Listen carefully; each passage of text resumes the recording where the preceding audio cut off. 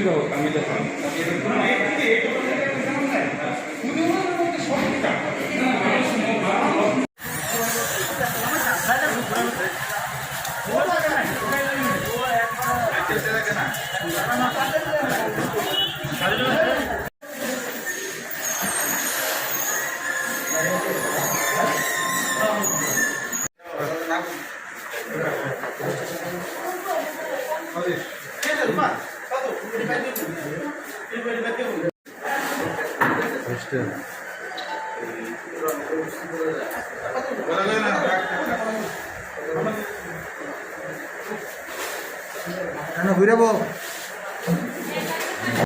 Flyover দিয়ে যাচ্ছি, একটা বাইক দেখলাম, হঠাৎ করে আমাদের সামনে এসে পড়লো, এলোমেলোভাবে চলে যাচ্ছে।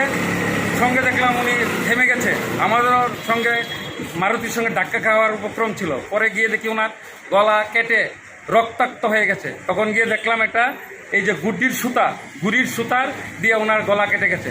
তৎক্ষণাৎ ওনাকে আমি দেখলাম, দেখে আমার মনে কষ্ট পেল যে এরকম একটা মানুষ ক্ষতিগ্রস্ত হয়ে গেল।